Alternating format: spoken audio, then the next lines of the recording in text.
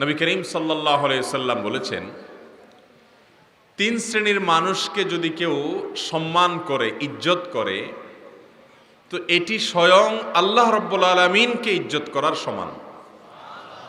আল্লাহ রাব্বুল আলামিনকে ইজ্জত করা, আল্লাহ রাব্বুল আলামিনকে সম্মান করা, এরই অংশ হবে আল্লাহর সম্মাননার, আল্লাহর ইজ্জত প্রদান, আল্লাহকে সম্মান করার অংশ হবে, তার অন্তর্ভুক্ত হবে যদি তিন শ্রেণীর মানুষকে মানুষ সম্মান করে।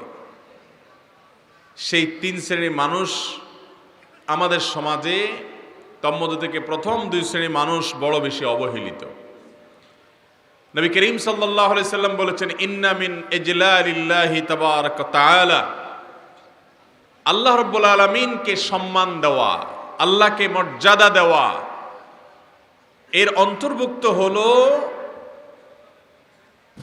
ইকরামু যিশ-শাইবাতিল মুসলিম, যে মানুষগুলো ইসলামের উপরে থেকে বার্ধক্যে পৌঁছে গেছেন, ইসলামের উপর থেকে বার্ধক্যে পৌঁছে গেছেন, বয়স বেশি হয়ে গেছে, মুরব্বী হয়ে গেছেন, সিনিয়র হয়ে গেছেন, এই মানুষগুলোকে সম্মান করা, এটা স্বয়ং কাকে সম্মান করা? আল্লাহকে সম্মান করা। তাদেরকে সম্মান করলে আল্লাহকে সম্মান করার মতো হয় মর্যাদার দিক থেকে, সওয়াবের দিক থেকে, ফজিলতের দিক থেকে। আমাদের সমাজে আজ মুরব্বীদের সম্মান এটা হারিয়ে গেছে। একটা সময় আমরা দেখেছি আমাদের ছোটবেলায়, আমাদের চাইতে যারা বয়সে আরো সিনিয়র আছেন, মুরব্বীরা আছেন, আপনারা আরো বেশি দেখেছেন যে আমাদের এই সমাজে তরুণরা বয়সে ছোটরা সিনিয়রদেরকে, বয়সে বড়দেরকে সম্মান করত। এটা ইসলামের সৌন্দর্য, যে ছোটরা বড়দেরকে কি করবে? সম্মান করবে। সম্মানের অংশ হিসাবে তাদের সামনে আদব লেহাজ রেখে কথা বলবে, তাদের আগে আগে সামনে সামনে হাঁটবে না, পেছনে পেছনে হাঁটবে, তাদের কথার উপরে কথা বলতে যাবে না, কোনো বিষয়ে দ্বিমত করতে হলে ভদ্রতা, সম্মাননা সব প্রদর্শন করে তারপরে বলবে। আজ এই বিষয়গুলো আমাদের কাছে খুব ঠুনকো এবং ছোট বিষয়ে পরিণত হয়ে গেছে। মোহতারাম হাজরিন, কত বড় কথা যে আপনি একজন বয়স্ক মুরব্বীকে সম্মান দেখালেন, তো স্বয়ং আল্লাহ রাব্বুল আলামিনকে সম্মান দেখানোর মতো। ভাইরা আমার, নবী করিম সাল্লাল্লাহু আলাইহি সাল্লাম বলেছেন, লাইসা মিন্না মান লাম ইয়ারহাম সগীরানা, যে ব্যক্তি আমার উম্মতের ছোটদেরকে স্নেহ করে না, ওয়ালাম ইয়ারিফ লিকাবীরিনা হাক্কাহ, আমাদের যারা মুরব্বী বয়সে বড়, তাদেরকে, তাদের যে অধিকার, তাদের যে হক, তাদের যে সম্মান, এটার প্রতি যে ব্যক্তি খেয়াল করে না, এটা যে ব্যক্তি জানে না, শিখে নাই, নবীজি সাল্লাল্লাহু আলাইহি সাল্লাম বলেছেন সে আমার উম্মত হতে পারে না। মনে রাখতে হবে, যারা বয়সে বড় তাদেরকে সম্মান করা, এটা শুধুমাত্র আমাদের সামাজিক সৌন্দর্যের বিষয় নয়, এটি স্বয়ং আল্লাহর নির্দেশ, এটি স্বয়ং রাসূল সাল্লাল্লাহু আলাইহি সাল্লামের নির্দেশ। স্বয়ং আল্লাহকে সম্মান করার মতো এত ফজিলতপূর্ণ বিষয় সিনিয়র এবং বয়সে বড়দেরকে সম্মান করা। দ্বিতীয়, যে ব্যক্তিকে সম্মান করা আল্লাহকে সম্মান করার মতো, স্বয়ং আল্লাহকে সম্মান করার সমতুল্য যেই ব্যক্তিকে সম্মান করা, সে মানুষটি হলেন হামিলুল কোরআন, কোরআনে কারীমের হাফেজ। মাত্র 2 জন হাফেজের মাথায় আমরা পাগড়ি পরালাম। 10 মাসে গোটা 30 পারা কোরআন 600-র বেশি পৃষ্ঠা মুখস্থ করে ফেলেছে এবং এক দানতে এরা শুনিয়ে দিতে পারে। এটি মিরাকল, এটি আশ্চর্যজনক বিষয়, অভিভূত হওয়ার মতো বিষয়।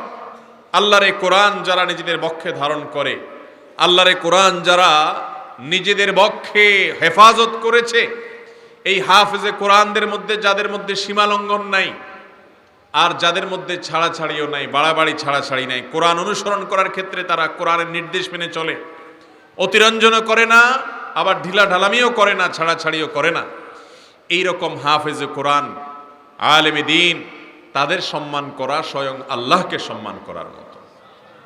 এখন আজকাল এটাও সেটা উঠে যাচ্ছে আমাদের সমাজ থেকে, এই জিনিসটাও নাই। কারণ আলেমদেরকে সম্মান করার বিশেষ কোনো কারণ নাই, তাদের কাছে না ক্ষমতা আছে না পয়সা আছে।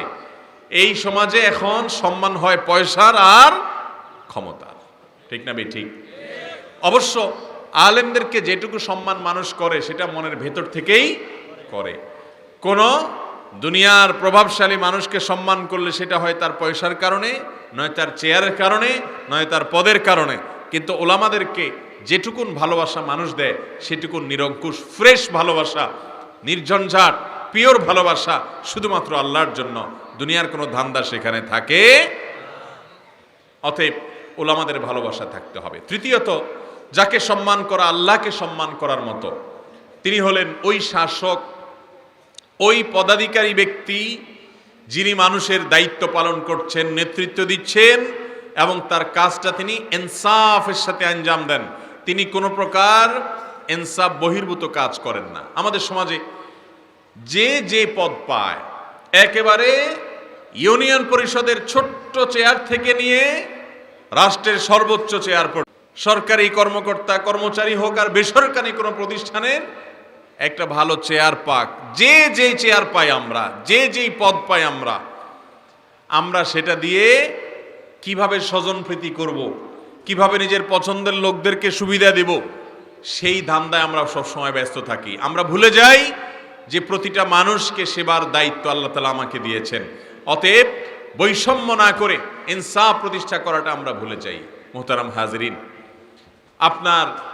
আপনার মনে করেন একজন ভগ্নিপতি আছেন গুরুত্বপূর্ণ কোনো একটা প্রশাসনের দায়িত্বে পদে, তাহলে আপনার ঠেলা এলাকাতে মানুষ আর বসবাস করতে পারে না, ঠিক না ঠিক? কারণ ওনার ভগ্নিপতি প্রশাসনের অমুক সাহেব, এই সাহেবের শ্যালক হয়ে তার দাপটের ঠেলা এলাকা মানুষ টিকতে পারে না। তার কারণ কি? কারণ হলো সাহেব বেইনসাফ করে। শালা বা আত্মীয় স্বজন আসলে তখন তাদের জন্য দিনকে রাত, রাতকে দিন করতেও অসুবিধা হয় না।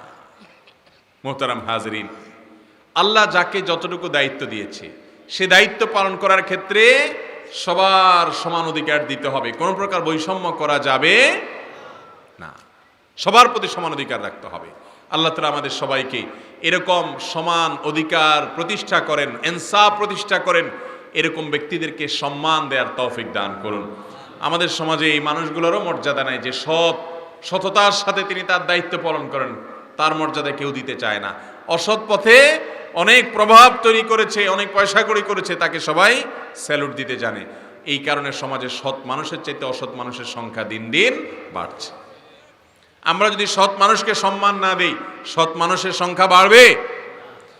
এক সময় দেখা যেত আমাদের দেশে স্কুলের টিচার, প্রাইমারি স্কুলে পড়ান, হয়তো ঢোলা ঢালা একটা পায়জামা পরে আছেন, কম দামা একটা পাঞ্জাবি পরে আছেন, এই ভদ্রলোক, তাকে এলাকার সমস্ত মানুষ সম্মান করত, কারণ তিনি শিক্ষক। আর এখন শিক্ষক তো পরের কথা, বাপমাকে পর্যন্ত মানুষ সম্মান করতে চায় না। মানুষ চায় হলো যার পয়সা আছে, যার মাথায় তেল আছে, যার গায়ে জোর আছে, যার বাহুতে বল আছে, যার ক্ষমতা আছে, দাপট আছে, শুধু তারে পাম্পট্টি দেওয়া আর তাকে সম্মান করা। আর মুরব্বীদের সম্মানের বিষয়টা হারিয়ে একদম গেছে। মোহতারাম হাজরিন, অতএব এই তিন শ্রেণীর মানুষকে আপনি যদি সম্মান করার চেষ্টা করেন, এই তিন শ্রেণীর মানুষকে যদি আপনি ভালোবাসার চেষ্টা করেন, ইজ্জত দেওয়ার চেষ্টা করেন, তো স্বয়ং আল্লাহকে সম্মান দিলে যে মর্যাদা, যে সওয়াব হবে, হুবহু সে সওয়াব আপনি অর্জন করতে পারবেন ইনশাআল্লাহ। স্বয়ং সরাসরি আল্লাহ রাব্বুল আলামিনকে শ্রদ্ধা এবং সম্মান নিবেদন, এটা চাইলেও আমরা করতে পারবো না, সহজ না। কিন্তু এই তিন শ্রেণীর মানুষকে সম্মান আমরা চাইলে সকাল বিকাল করতে পারবো কি পারবো না? আল্লাহ তাআলা আমাদের সবাইকে এই তিন শ্রেণীর মানুষের সম্মান অন্তরে ধারণ করার তৌফিক দান করুন। হাফেজে কোরআনদেরকে মর্যাদা দিতে হবে, আল্লাহ মর্যাদা দিয়েছেন, রাসূল সাল্লাল্লাহু আলাইহি ওয়াসাল্লাম মর্যাদা দিয়েছেন। বিশেষ করে যখন তারা ছোট ছোট হবে, তখন আমরা হয়তো মনে করব বয়সও ছোট না, বয়সও ছোট হতে পারে, কিন্তু তারা আমাদের সম্মান পাওয়ার পাত্র। আব্দুল্লাহ ইবনে আব্বাস রাদিয়াল্লাহু তাআলা আনহু বয়সে ছোট ছিলেন, ছোট মানুষ ছিলেন, কিশোর মানুষ ছিলেন। খলিফাতুল মুসলিমিন ওমর রাদিয়াল্লাহু তাআলা আনহুর শাসন আমলে এবং তারও আগে সিনিয়র বড় বড় সাহাবীরা তাকে সামনে রেখে তার পেছনে পেছনে হাঁটতেন, বয়সে ছোট। এর নাম ইসলাম। যার ভিতরে ইলম আছে, জ্ঞান আছে কোরআন হাদিসের, তাকে সম্মান করতে হবে বয়সে কম হলেও। ইহুদিরা এবং অন্যান্য অমুসলিমেরা বলার বলি করতে লাগলো, তোমাদের কি হলো যে একটা বাচ্চা ছেলেকে, কিশোর বাচ্চাকে তোমরা সামনে রেখে নেতার মতো করে তার পেছনে পেছনে তোমরা হাঁটো।